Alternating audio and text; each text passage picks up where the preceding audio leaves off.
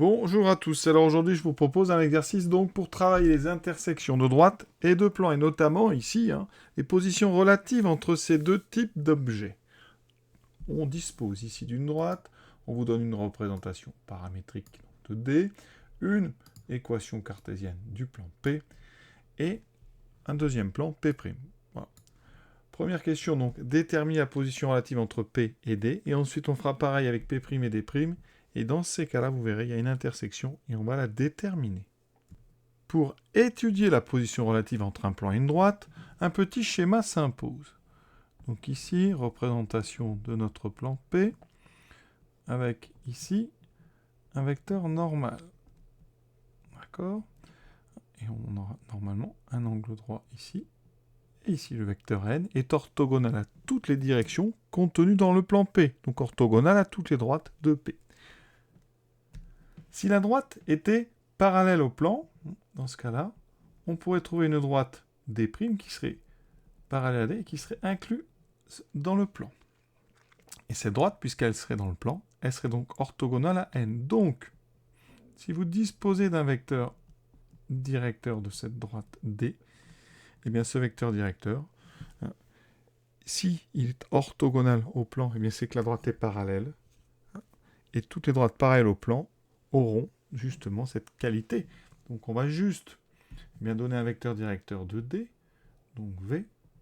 Alors pour avoir un vecteur directeur de D, c'est facile, on regarde le paramètre et le coefficient sur chaque ligne vous donne des coordonnées de votre vecteur directeur. Donc moins 1, moins 2 et 5V, c'est donc un vecteur directeur de la droite D. Il me faut un vecteur normal du plan P, donc ça, on sait faire aussi, on regarde l'équation. Les coefficients des trois variables x, y, z, donc 6, 2, 2, me donnent un vecteur normal. Donc normal de P. Et maintenant, on calcule V scalaire n. Et si ça fait 0, seulement si ça fait 0, on aura orthogonalité. Donc ici, moins 1, moins 6, moins 6, moins 2 fois moins 2, moins 4, 2 fois 5, 10. Et vous voyez qu'on a moins 10 plus 10, ça fait 0. Donc, V et N sont orthogonaux. Ça veut dire que la droite D est orthogonale à N. Et comme c'est un vecteur normal, ça veut dire par conséquent que la droite D, donc D, est parallèle au plan P. Alors parallèle, elle peut être parallèle complètement à l'extérieur, c'est-à-dire ne jamais rencontrer le plan, ou parallèle en étant incluse dans le plan. Et ça, il faut le déterminer. Donc, deux possibilités, donc. Soit D est parallèle à P et l'intersection des deux est vide, d'accord? Soit D est incluse dans le plan P, entièrement. Donc comment faire la différence entre ces deux cas? Eh bien, il y a plusieurs méthodes. Une première méthode, on prend un point de la droite. Donc, soit A, le point donc de la droite, je prends paramètre, je prends donc pour t égale 0, ça me donne donc 1, 2, 3. A appartient bien à la droite D.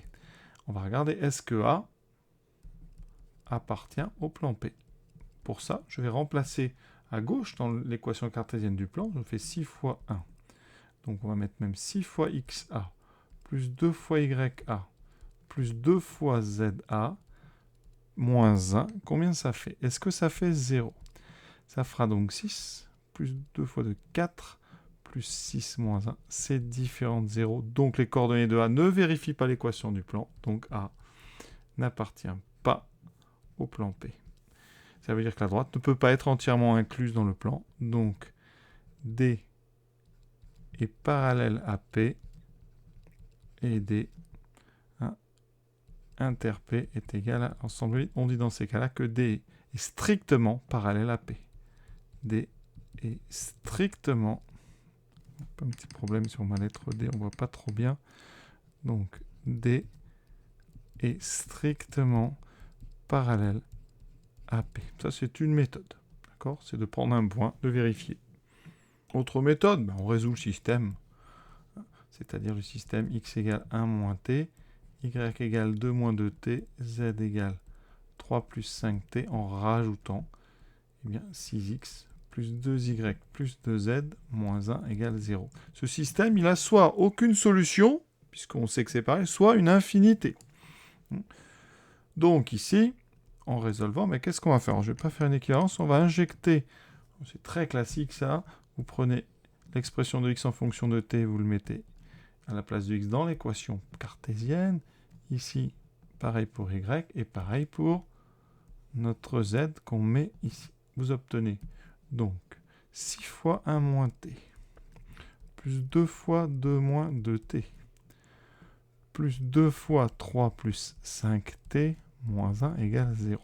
On développe, il va se passer quelque chose, vous allez voir. Moins, donc 6 moins 6t, plus 4 moins 4t, plus 6 plus 10t, moins 1 égale 0. On compte les t, bien regardez, les t disparaissent. Il me reste 10, 16, 15 est égal à 0. Et ça, 15 égale 0, eh bien c'est faux. C'est impossible. Donc ça veut dire que le système n'a pas de solution, donc pas d'intersection. L'avantage de cette méthode, c'est qu'on n'a pas besoin finalement d'étudier la position avant. On résout le système et on voit bien qu'il n'y a pas d'intersection et donc on en déduit que la droite est strictement parallèle au plan. Vous voyez ? Si vous trouvez une seule solution, c'est ce qu'on va faire dans la question 2, mais c'est que le plan et la droite sont séquents. Et si vous tombez par exemple sur 0 égale 0, eh bien c'est que tous les points de la droite sont donc des points du plan. Donc la droite est entièrement incluse dans le plan.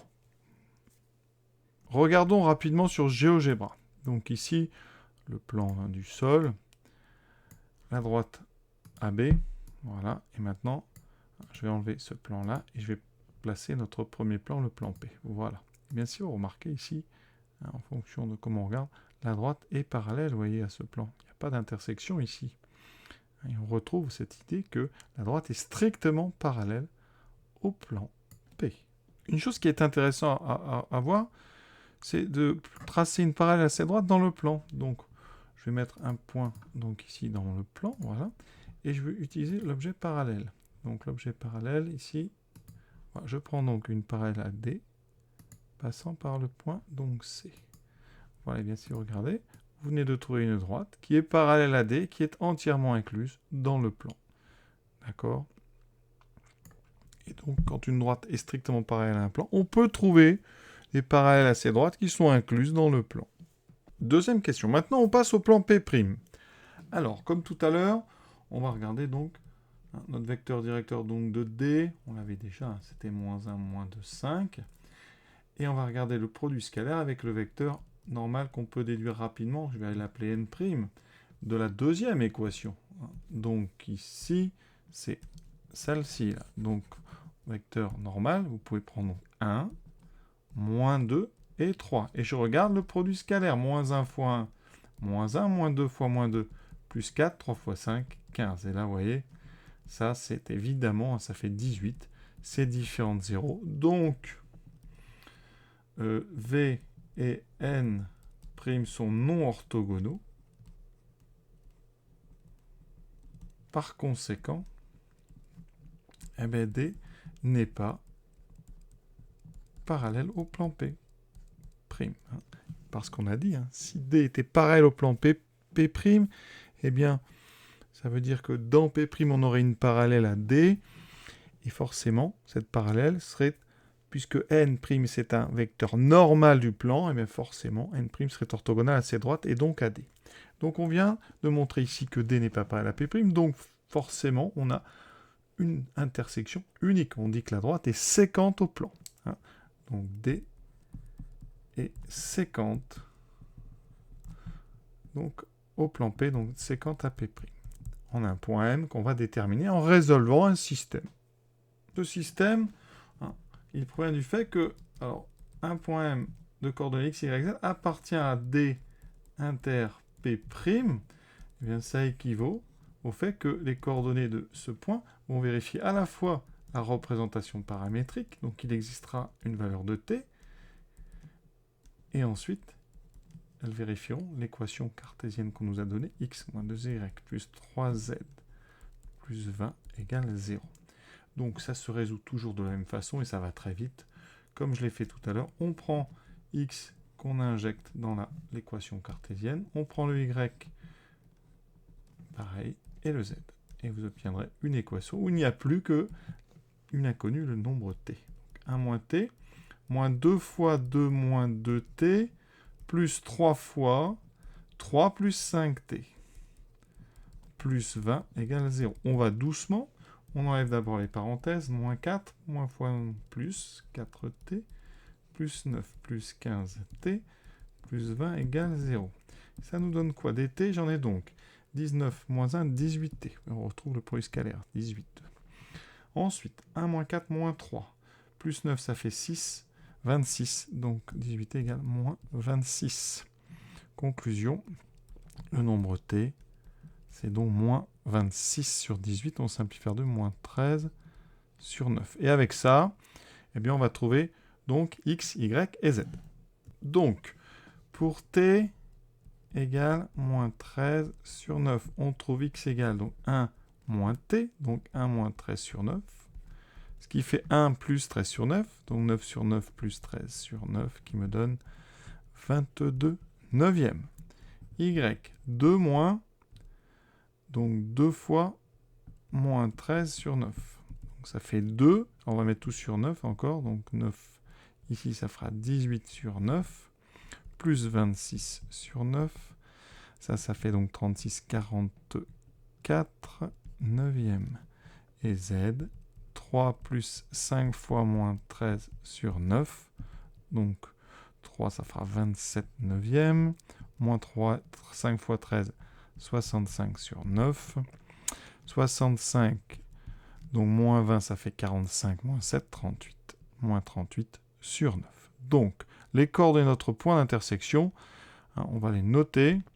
Le point M eh bien, a donc pour coordonnées 22 neuvièmes, 44 neuvièmes, moins 38 neuvièmes.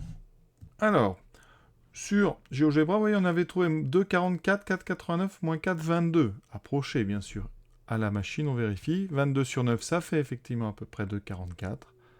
44 sur 9, ça fait à peu près 4,89. Et moins 38 sur 9, ça fait à peu près moins 4,22. Donc on est bien, on a bien travaillé. Voilà, cet exercice est terminé. Cet exercice est important, hein, c'est pas difficile, c'est du grand classique. Il faut absolument savoir déterminer une position relative entre plan et droite et trouver, le cas échéant, les coordonnées du point d'intersection. Voilà, je vous souhaite une bonne fin de journée. À bientôt.